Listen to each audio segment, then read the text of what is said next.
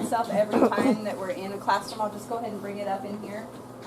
Our windows are the single pane. I mean, I would assume that those windows are probably original to the building if you look at the hardware and the structure of those. A lot of draft comes in through the windows. They are, you know, they're not very secure and safe if we wanted to make sure that somebody didn't enter from outside. The other thing you'll notice in each of our classrooms is that we don't have an exit to the outside in any of the classrooms here.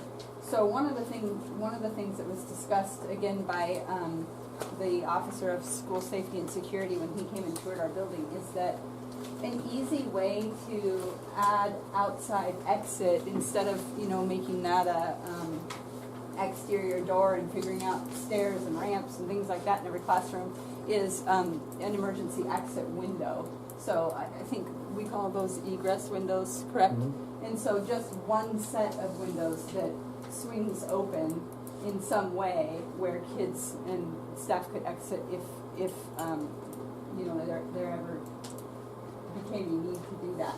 The other thing that you'll notice in all of the classrooms on this wing is that the interior doors, so the door that you just came in there is a hollow wooden door, and it's got the older handles. The other day I think we had a parent that was here and even their phone was, you know, they locked their phone in the classroom and needed to get back in there to grab their phone, and it was really easy to, you know, jiggle the lock and get in there and grab the phone. And so, you know, that would be a safety and security concern, is upgrading the doors that are in these classrooms and then the windows and having some kind of an exterior exit.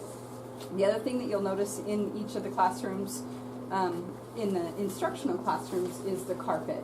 In here, we don't have a carpet issue. It's all tile. You know, but that would be something you would notice in probably each of the classrooms that has carpet. Again, I think that the carpet in most of the classrooms is original to the building.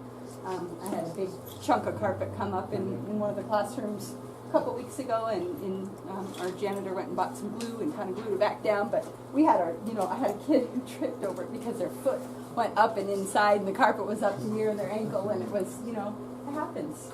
The chairs go back and forth, and the carpet rubs and things like that. So that would be something you would notice too. So I'll kind of move us pretty quickly through each of the classrooms now, since I've kind of given you a heads up on some things to look at. So, you know, again, looking at the windows, looking at the interior doors, and then, you know, if the flooring applies in the classrooms or not. Okay? So, Jim, yeah. These are the heat guns? Yes.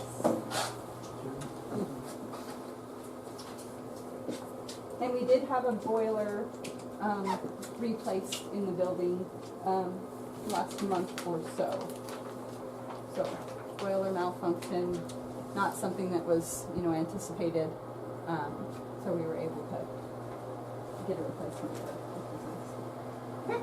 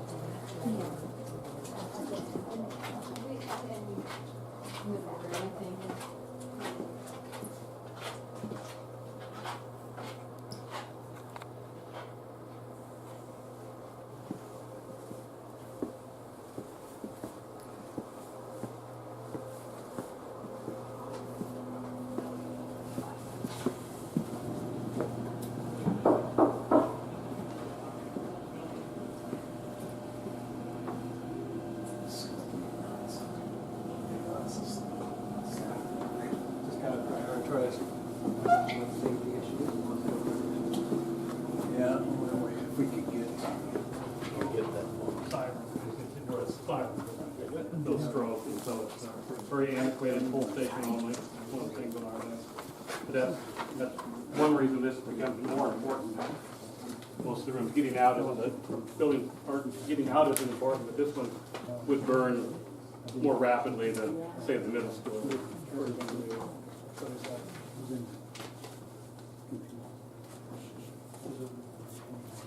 So how does this function very well as a computer lab? Actually, I was just left the CSO meeting. We're changing our computer lab here pretty drastically in the next month.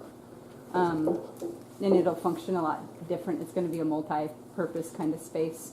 The computers and the tables and these poles and some things like that. We have several parent volunteers that are donating a lot of time to recreate this space.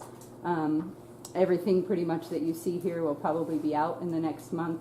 There'll be a countertop that comes all the way across this wall and all the way across this wall, and then it'll be more of a computer lab and tinker lab maker space area for kids to have be able to build and create things down here using technology.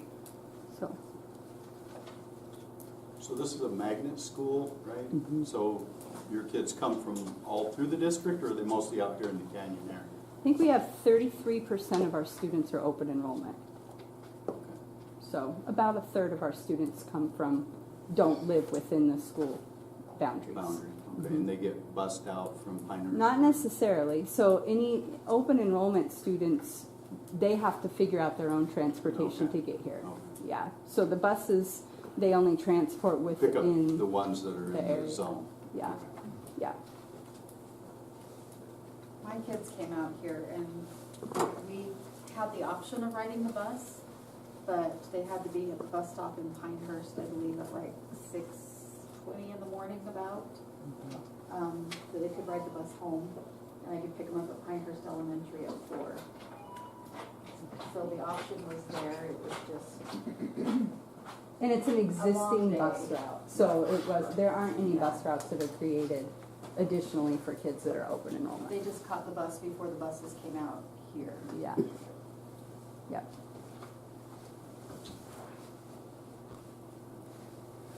Any other tech lab questions or?